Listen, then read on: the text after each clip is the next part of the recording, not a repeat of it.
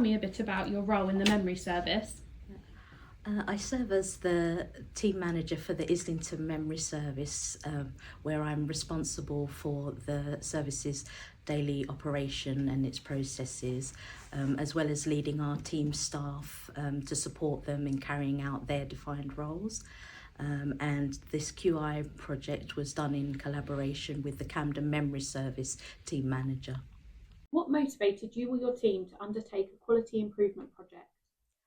We identified that currently the performance measures for memory services is focused very much on the pre-diagnostic pathways, but that there's limited evidence to demonstrate the unique post-diagnostic support for our service users and carers that the Camden and Islington Memory Service do from diagnosis to end of life.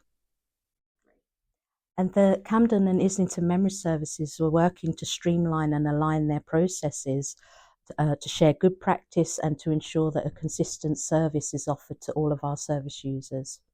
What were the key outcomes of the project and how did they impact patients, staff or service delivery?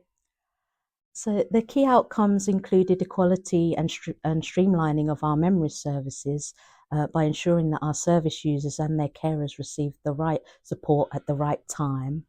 And we were able to measure the complexity of the caseload and the number of patients that we were able to step up and step down across both of the boroughs based on their support needs. And by doing this, we were able to demonstrate the person-centred holistic care that we provide to our service users and to their families as their needs and their requirements change during disease progression. And our teams felt supported within their defined roles to feel confident in using the framework to step up and step down, patients as required, which helped to enhance the professional working relationships across both the services. And this was through shared learning and collaboration during away days. And the positive feedback that we received from staff also contributed to our workforce feeling valued in their clearly defined roles.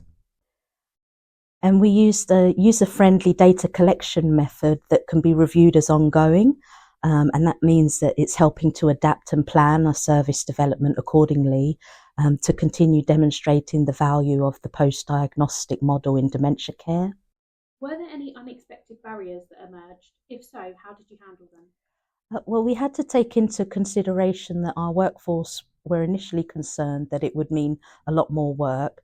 But we worked in co-production with our team staff during away days to address and acknowledge any current potential barriers with the reallocation of our patient cases.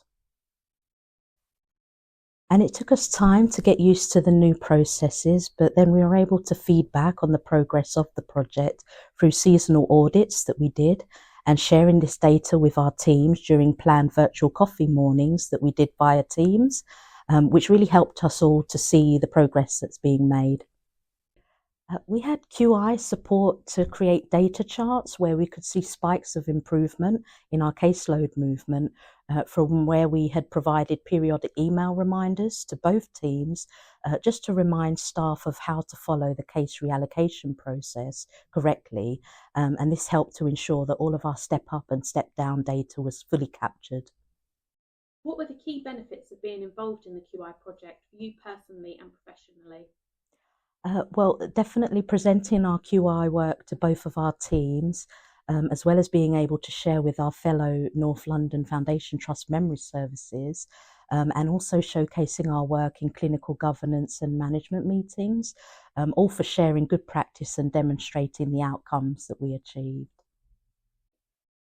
And we also were able to present this work to NHS England, who visited the Islington Memory Service, where it was approved as the post-diagnostic model care example for the North London Foundation Trust Memory Services. And it's really nice that recognition of our QI work is also recognised internationally, where it's been accepted as a poster showcase at the International Forum of Quality and Safety in Healthcare in Utrecht for 2025.